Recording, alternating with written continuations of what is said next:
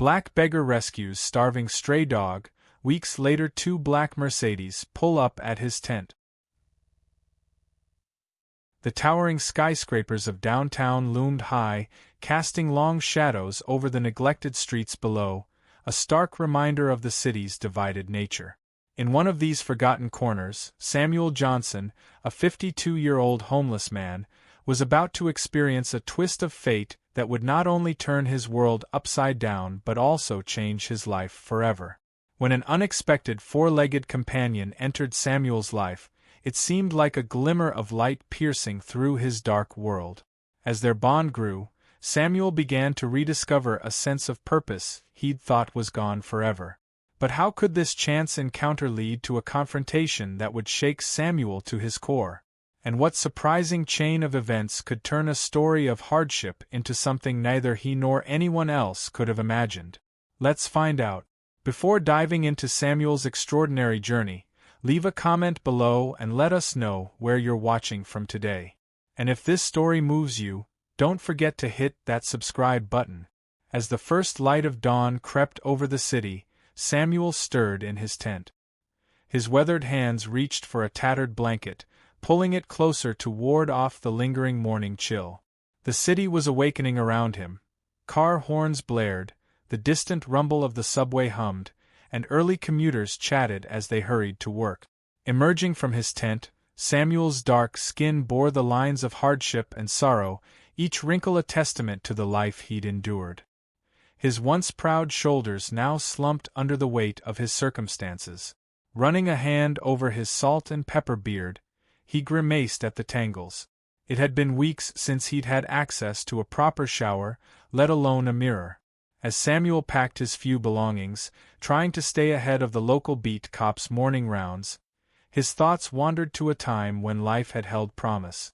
He could almost smell the aroma of Marie's cooking or hear the laughter of his children, Tyrone and Aisha, as they played in the backyard of their modest home.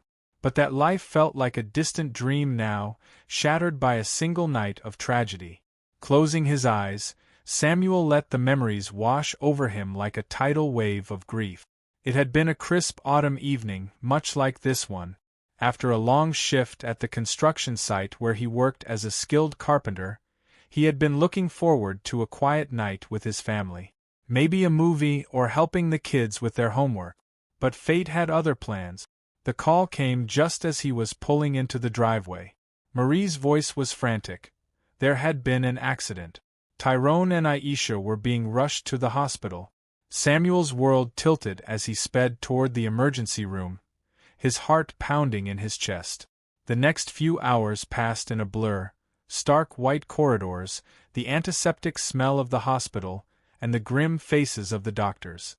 By morning, his world had changed forever. Marie and the children were gone, victims of a drunk driver who had run a red light. Samuel, who hadn't been in the car, was left to face a world that suddenly felt cold and empty. In the weeks and months that followed, Samuel tried to bury his pain in work. But the physical demands of his job, combined with the weight of his grief, led to a severe back injury. Unable to perform his duties, Samuel lost his job and spiraled into depression. Alcohol became his solace, dulling the pain and helping him forget, even if only for a little while. But it also drained his savings and clouded his judgment. Before long, Samuel couldn't keep up with the mortgage payments on the house that now felt unbearably empty. Eviction notices piled up, ignored in his alcoholic stupor. One cold morning, Samuel found himself on the street, a duffel bag of clothes his only possession. The transition to homelessness was swift and merciless. By the time Samuel finished packing his meager belongings that morning, he had steeled himself for another day of begging on the streets. He had long since abandoned any hope of finding work. After all, who would hire a homeless black man with a history of alcoholism? The bitter thought lingered as he made his way to his usual spot near a busy intersection, his cardboard sign tucked under his arm. The sign read, *Hungry and homeless. Any help appreciated. God bless. Settling onto the cold pavement, Samuel propped the sign against his legs. The morning rush hour brought a steady stream of pedestrians, most of whom hurried past without even a glance. A few muttered under their breath, their words dripping with disdain. "Get a job," sneered one man in a suit as he passed. Samuel bit back a retort, knowing it would only make things worse. But for Samuel, the loudest noise wasn't the city, it was the relentless drumbeat of his own thoughts, a constant reminder of all he'd lost and the overwhelming obstacles between him and any hope of a better life. Little did he know, the next day would bring an encounter that would not only challenge his perceptions but also rekindle his spirit, setting him on a path toward redemption. For now, though, he allowed exhaustion to pull him into a fitful sleep, dreaming of the life he'd lost and a future he could barely imagine.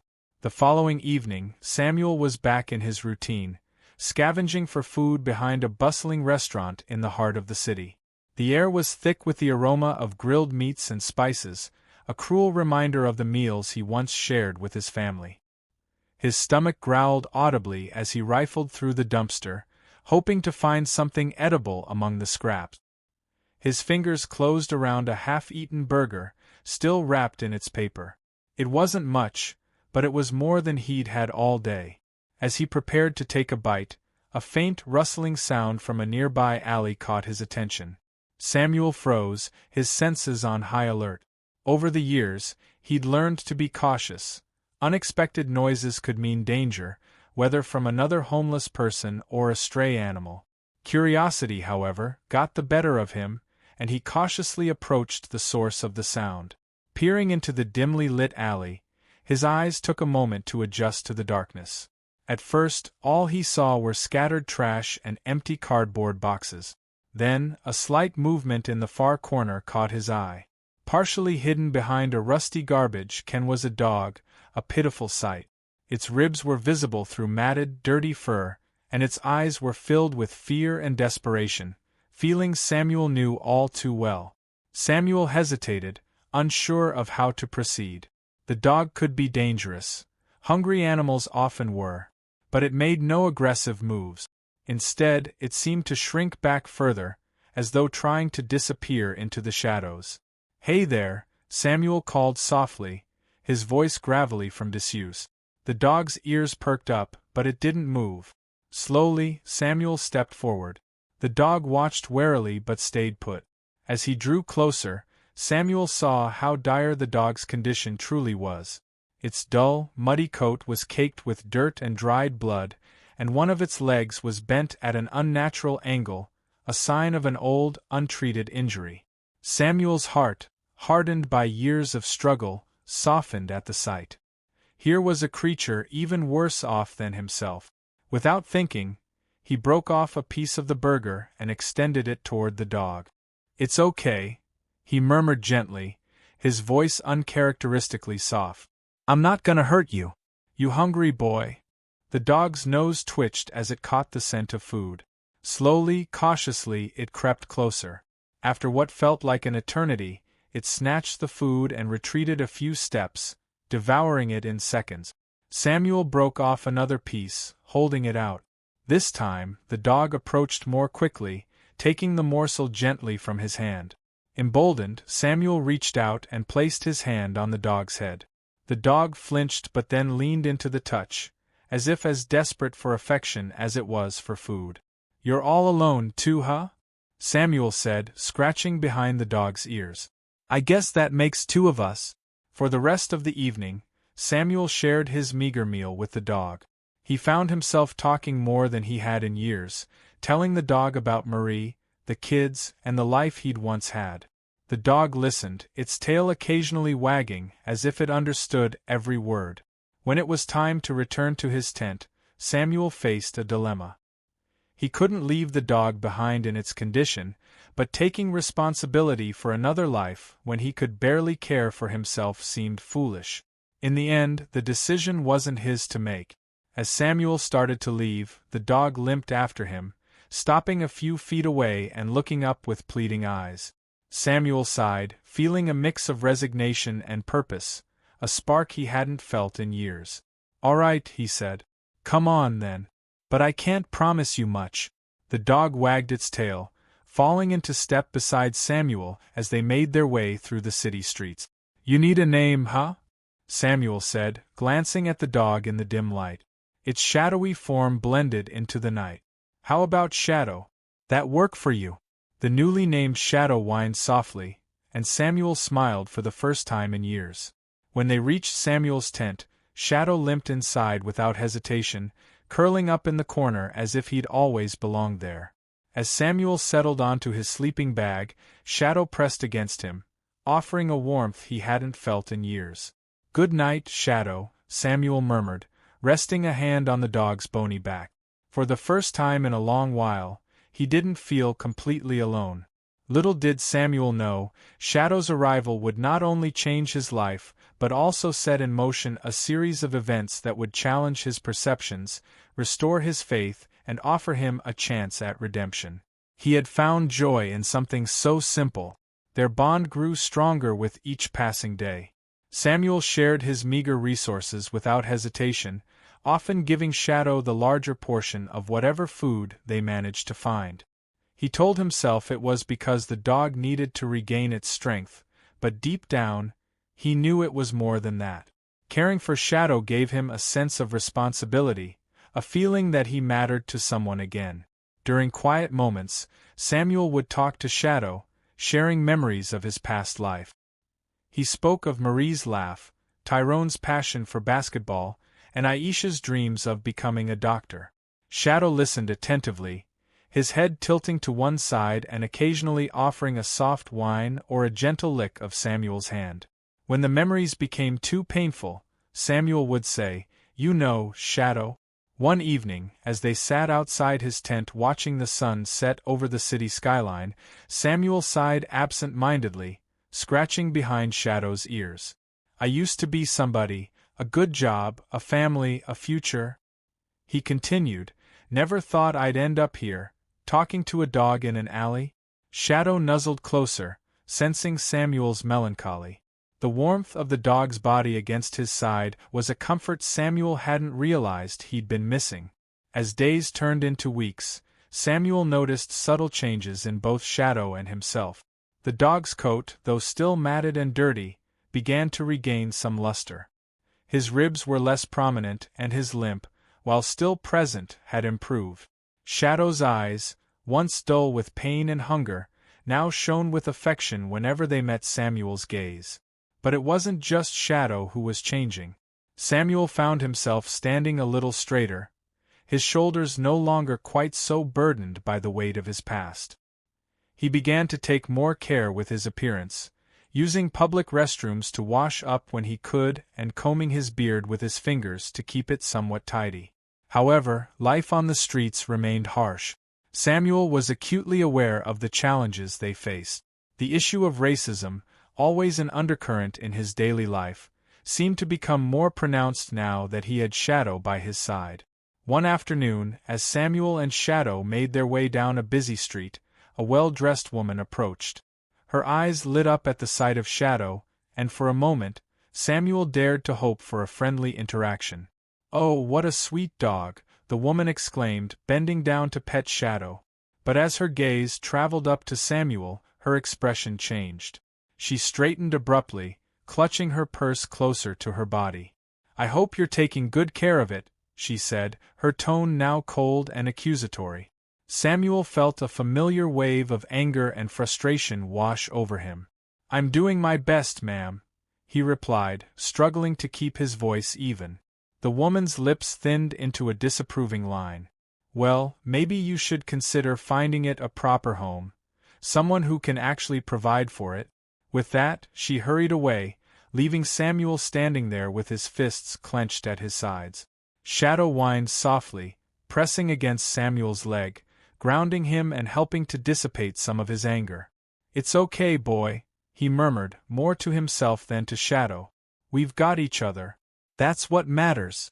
As weeks passed, Samuel couldn't shake the feeling that something was brewing in the city. Police patrols in wealthier areas had increased, and he overheard snippets of conversations about recent break-ins. The tension in the air was palpable, and Samuel found himself growing increasingly uneasy. One afternoon, while searching for food in a more affluent neighborhood, Samuel noticed a group of well-dressed people huddled together, speaking in hushed tones. As he passed, he caught fragments of their conversation. "Another break-in last night. It's getting worse. Need to increase security?" Samuel quickened his pace, pulling Shadow along. From experience, he knew that when the wealthy felt threatened, it often meant trouble for people like him. The last thing he needed was to be caught in the wrong place at the wrong time. As they turned a corner, Samuel nearly collided with a police officer. The officer's hand immediately went to his weapon, his eyes narrowing as he took in Samuel's appearance. "What are you doing in this neighborhood?" the officer demanded, his tone hostile.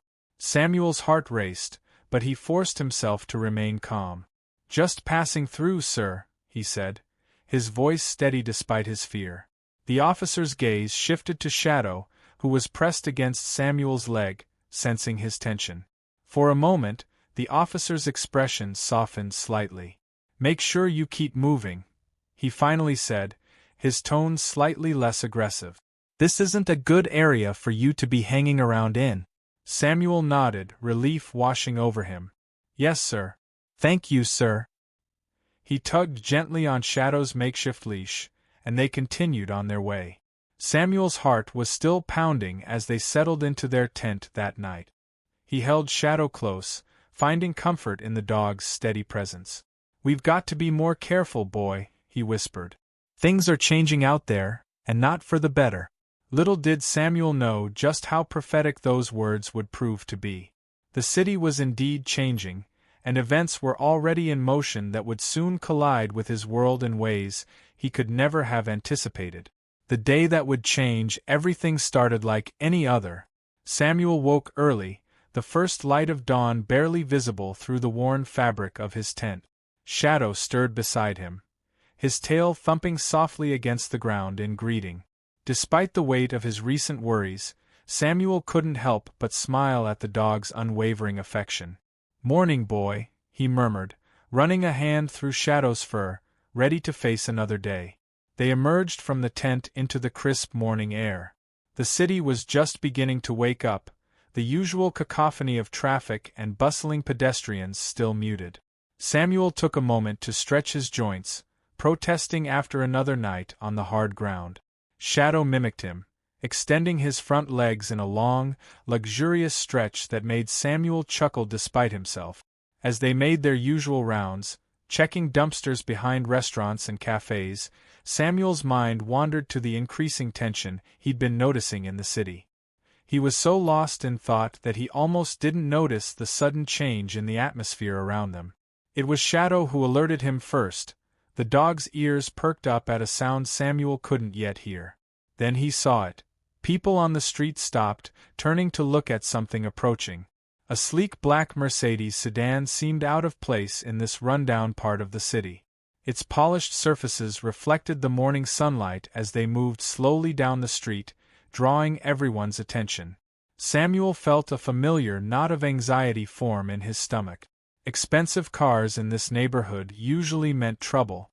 To his surprise, the cars began to slow as they approached his spot. Shadow pressed closer to his side, sensing his unease. Samuel's hand instinctively went to the dog's head for comfort and his own. The lead car came to a stop directly in front of them. For a moment, nothing happened. Samuel held his breath, unsure of what to expect. Then, the rear door of the first Mercedes opened, and a man stepped out. Samuel's first thought was that he'd never seen anyone look so out of place in this neighborhood. The man's suit probably cost more than Samuel had seen in years, his salt and pepper hair perfectly styled, his shoes shined to a mirror finish. This was a man accustomed to power and respect. As the man straightened, smoothing down his jacket, Samuel caught a glimpse of someone else in the car. A woman, perhaps. But before he could get a better look, his attention was drawn to the driver's side of the car where another man was emerging. This second man was a stark contrast to the first, tall and broad-shouldered, moving with the practiced ease of someone ready for trouble. His eyes scanned the area, taking in every detail before settling on Samuel and Shadow. The look in those eyes made Samuel's skin crawl. It was the look of someone assessing a threat. The rear door of the second car opened, and two women stepped out.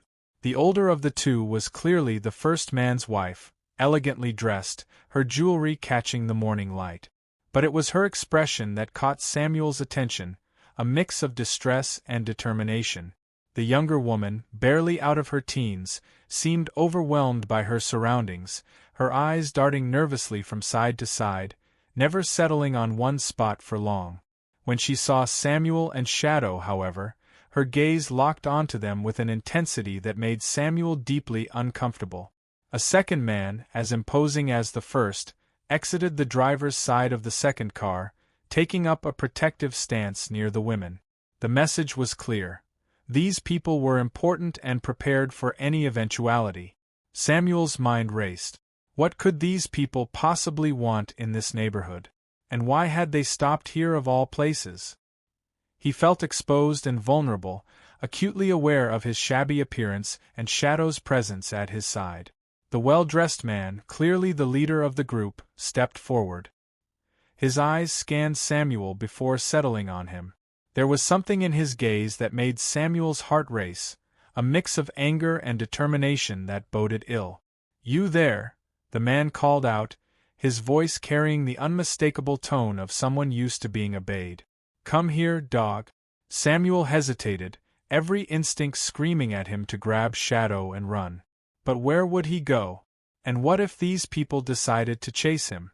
In his condition, with Shadow, he knew he couldn't think about that. Slowly, Samuel got to his feet, one hand resting protectively on Shadow's head. The dog pressed close to his leg, a low growl rumbling in his throat. "Easy, boy," Samuel murmured, trying to project calm he didn't feel. As Samuel approached, he could feel everyone's eyes on him. Passers-by had stopped to watch the scene unfold, no doubt as confused and curious as he was about what these wealthy people were doing in this part of town. The man's lips curled in distaste as Samuel drew near, making a show of taking a step back as if afraid Samuel's poverty might be contagious. "That's far enough," he said, holding up a hand. Up close, Samuel could see the barely contained fury in the man's eyes. "Whatever brought you here, it isn't good." The woman who had exited the car with him, his wife, Samuel assumed, placed a hand on his arm as if to restrain him. "Let him not jump to conclusions," she said softly, her voice tight with tension. The man shrugged off her hand, his gaze never leaving Samuel. "I know what I'm doing, Caroline," he said, his tone brooking no argument. Samuel cleared his throat, finding his voice. "Excuse me, sir," he said, fighting to keep his tone neutral. "Is there something I can help you with?" The man's eyes narrowed. "Don't play dumb with me," he snapped. "You know exactly why we're here." Confusion and fear welled within Samuel. He had no idea what the man was talking about, but it was clear that saying so would only anger him further. Before he could respond, movement from the second car caught his attention.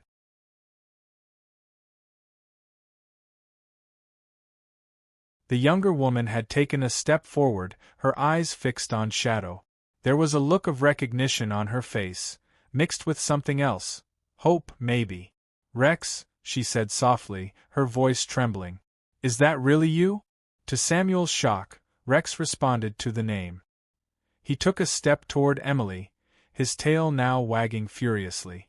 "It is him," Emily cried, dropping to her knees and holding out her arms. "Oh, Rex."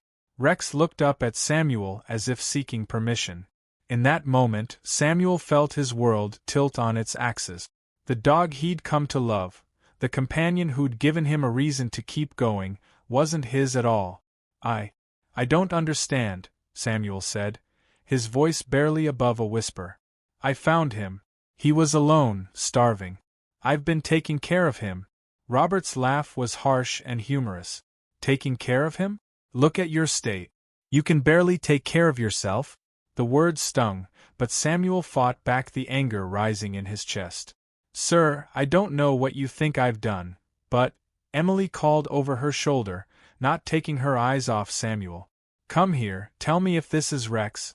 The young woman, Emily, stepped forward hesitantly as she drew closer. Shadow's demeanor changed. His growl faded, replaced by a curious whine, his tail usually held low now wagging hesitantly. Emily's eyes widened, filling with tears. "Rex," she said softly, her voice trembling. "Is that really you?" Samuel blinked, caught off guard by the question. He looked down at Shadow, who was still pressed against his leg, hackles raised. I found him," Samuel said softly. "A few weeks back. He was half-starved, injured. I've been taking care of him." Robert's laugh was harsh and mocking. "Taking care of him? Look at you. You can barely take care of yourself?" The words stung, but Samuel fought back. "Sir, I don't know what you think I've done, but—" Emily, unable to contain herself, approached Rex.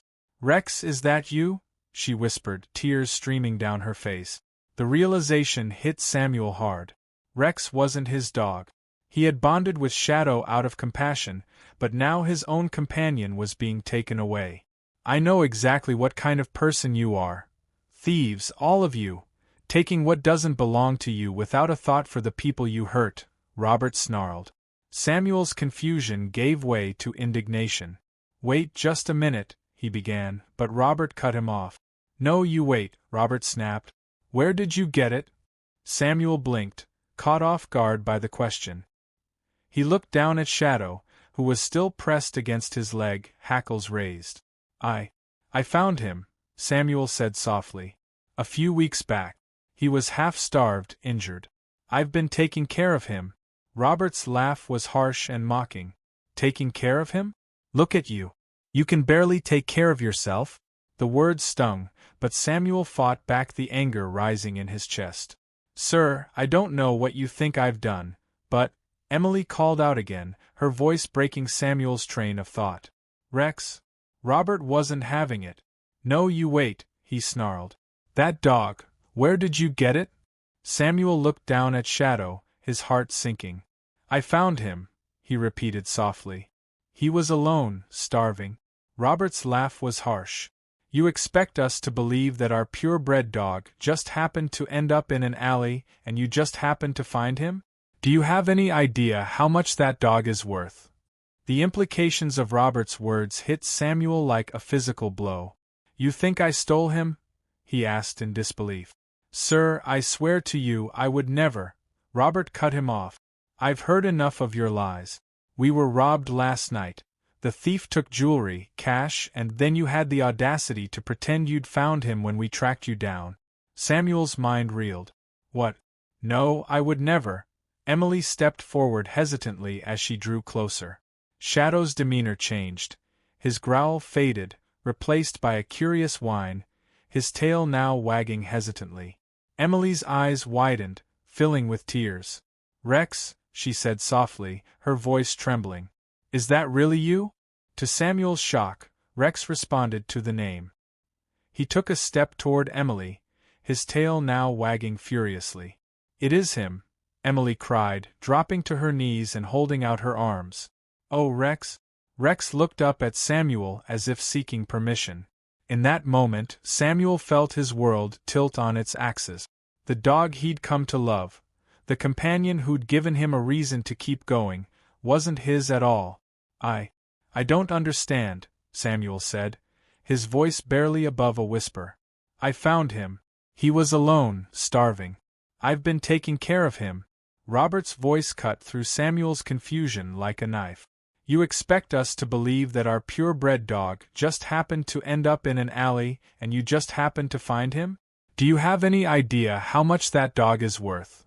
The implications of Robert's words hit Samuel like a physical blow. "You think I stole him?" he said in disbelief. "Sir, I swear to you I would never," Robert snapped. "I've heard enough of your lies. We were robbed last night. The thief took jewelry, cash, and wrecked. Then you had the audacity to pretend you'd found him when we tracked you down." Samuel's mind reeled. "What? No, I would never." Before he could respond, movement from the second car caught his attention. The younger woman had taken a step forward, her eyes fixed on Shadow. There was a look of recognition on her face, mixed with something else. Hope, maybe. Rex, she said softly, her voice trembling. Is that really you? To Samuel's shock, Rex responded to the name. He took a step toward Emily, his tail now wagging furiously. It is him, Emily cried, dropping to her knees and holding out her arms. Oh, Rex! Rex looked up at Samuel as if seeking permission. In that moment, Samuel felt his world tilt on its axis. The dog he'd come to love, the companion who'd given him a reason to keep going, wasn't his at all. I don't understand, Samuel said, his voice barely above a whisper. I found him. He was alone, starving. I've been taking care of him. Robert's laugh was harsh and mocking. Taking care of him? Look at you. You can barely take care of yourself? The words stung, but Samuel fought back the anger rising in his chest.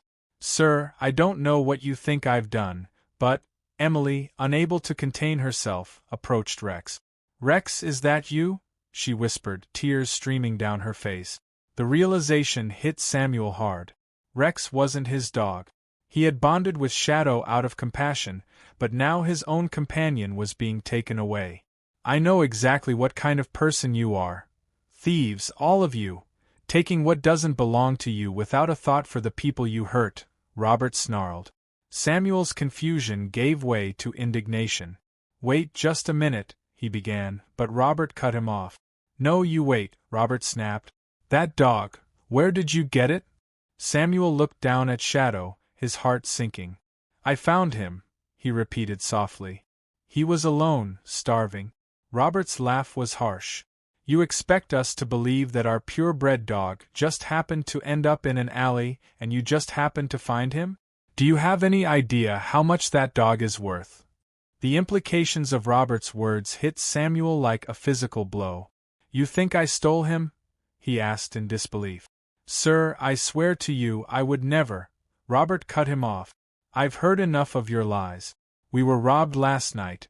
The thief took jewelry, cash, and wrecked. Then you had the audacity to pretend you'd found him when we tracked you down. The younger woman had taken a step forward, her eyes fixed on Shadow. There was a look of recognition on her face, mixed with something else. Hope, maybe. Rex, she said softly, her voice trembling. Is that really you? To Samuel's shock, Rex responded to the name. He took a step toward Emily, his tail now wagging furiously. It is him, Emily cried, dropping to her knees and holding out her arms. Oh, Rex? Rex looked up at Samuel as if seeking permission. In that moment, Samuel felt his world tilt on its axis. The dog he'd come to love, the companion who'd given him a reason to keep going, wasn't his at all. I don't understand, Samuel said, his voice barely above a whisper. I found him. He was alone, starving. I've been taking care of him. Robert's laugh was harsh and mocking. Taking care of him? Look at you. You can barely take care of yourself? The words stung, but Samuel fought back the anger rising in his chest. Sir, I don't know what you think I've done, but, Emily called out again, her voice breaking Samuel's train of thought. Rex? Robert wasn't having it. No, you wait, he snarled. That dog, where did you get it? Samuel looked down at Shadow, his heart sinking. I found him, he repeated softly. He was alone, starving. Robert's laugh was harsh. You expect us to believe that our purebred dog just happened to end up in an alley and you just happened to find him? Do you have any idea how much that dog is worth? The implications of Robert's words hit Samuel like a physical blow. You think I stole him? He asked in disbelief. Sir, I swear to you I would never. Robert cut him off. I've heard enough of your lies. We were robbed last night. The thief took jewelry, cash, and wrecked. Then you had the audacity to pretend you'd found him when we tracked you down. Samuel's mind reeled. What? No, I would never. Before he could respond, movement from the second car caught his attention. The younger woman had taken a step forward, her eyes fixed on Shadow. There was a look of recognition on her face, mixed with something else. Hope, maybe. Rex, she said softly, her voice trembling. Is that really you? To Samuel's shock, Rex responded to the name. He took a step toward Emily, his tail now wagging furiously. "It is him," Emily cried, dropping to her knees and holding out her arms. "Oh, Rex!" Rex looked up at Samuel as if seeking permission. In that moment, Samuel felt his world tilt on its axis. The dog he'd come to love, the companion who'd given him a reason to keep going, wasn't his at all. The fragile control Samuel had over his emotions wavered as Mr. Chen continued speaking gently. Taking the bottle from Samuel's hand and placing it back on the shelf, he said, "You know, I have some soup left over from dinner. My wife always makes too much. Why don't you come by the store and have some? It's much better than this stuff." For a moment, Samuel was tempted. The offer of a warm meal and a hint of compassion nearly broke through the wall of his despair. But the pain of losing Rex, the humiliation of being branded a thief, and the crushing weight of his circumstances overwhelmed him. I can't," Samuel mumbled, reaching for the bottle again. "Thank you, but I just can't." Mr. Chen's face fell, but he nodded in understanding. Samuel paid for the liquor with what little he had earned, avoiding Mr. Chen's gaze as he shuffled out of the store.